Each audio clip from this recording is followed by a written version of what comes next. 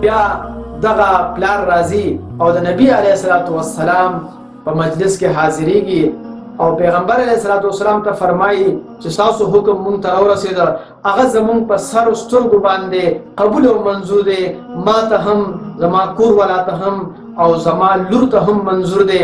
نو نبی علیه الصلاۃ والسلام د ډېرې خوشحالۍ نه هغې جینۍ دا خبرې چې را رسېدلې وي هغې ته یو تحفه ورکوي او هغه تحفه د څه ورکوي؟ د دعا تحفه ورکوي.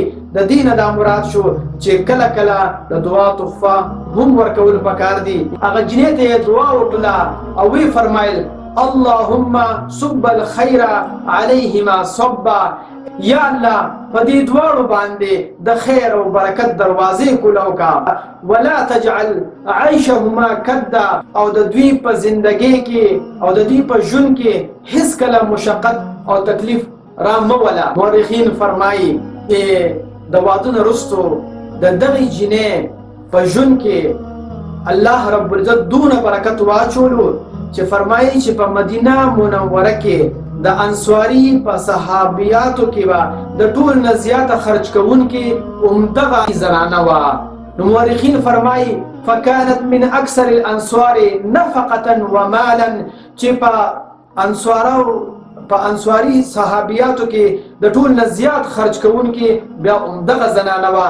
الله پاک د نبي علیه الصلاۃ والسلام د دعا په برکت سره په جلیبیب رضی الله تعالی عنه او د هغه په کور والا باندې دون رحم وکړو چې بیا به په کور کې ډیر خیر او برکت و او دغه زنانه په انصاري صحابیاتو کې زیاته خرج کوونکې وه. زما خویندو میندو او زما کشرانو مشرانو او زلمو او ګلالو لږ کو مونږ سوچ وکړو چې د دې واقعې نه مونږ ته کومې خبرې مخې ته راځي. یو خدا خبره چې کله هم مونږ رشته کوو نو هغې کې مال، دولت، حسب، نسب او ډیګرې او عهدې ته بالکل نه دي کتل پکار. ځکه نبي علیه الصلاۃ والسلام یو صحابي لیږي، داسې صحابي لیږي چې نه ورسره مال شته، نه دولت شته، نه ډیګري شته، نه حسب شته، نه نسب شته، هېڅ نشته، حسن کې هم ډېر زیات نه دی، خو هغه یو داسې کس لیږي چې هغه انصاري صحابي دی او ډېرې رشتې هغوی رد کړې وې او دا صحابي وله لیږي.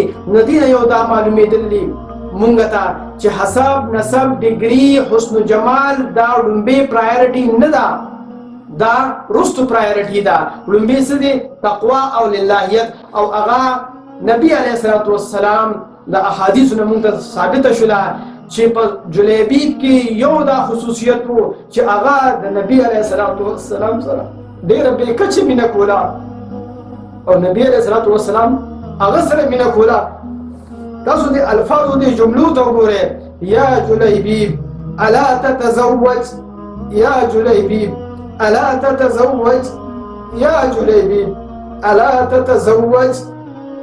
لکه چې یو پلار چې بچي ته څونه په مینه خبره کولی شي هغه شان دی په مینه باندې زمونږ خوږ نبي خپل یو صحابي سره داسې خبرې کوي. دویم دا خبره ثابتېږي چې هر قائد او هر لیډر له پکار دی چې خپل یو کارکون سره داسې په مینه خبرې کوي او داسې په عزت او احترام سره خبرې کوي او داسې تسلي ورکوي څنګه چې زما خوږ نبي صلی الله علیه وسلم خپل یو صحابي له ورکوي. دریمه خبره مونږ ته دا د دې واقعې نه سبق راځي چې لور چې په کور کې خبره اوري چې سوال جواب چا رالېږلی دی؟ نبي علیه الصلاۃ والسلام حکم دی. نو آیا تاسو په دې کې سوچ او فکر کیے ما نبي علیه السلام ته حواله کې او نبي علیه السلام به ما نه ضایع کوي؟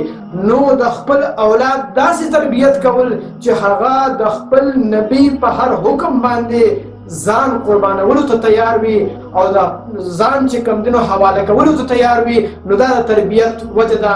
نو یو سبب مونږ ته دا حاصلېږي چې زمونږ د خپل اولاد داسې تربیت وکړو چې هغه زمونږ د نبي علیه السلام سره مینه او محبت پیدا کړي.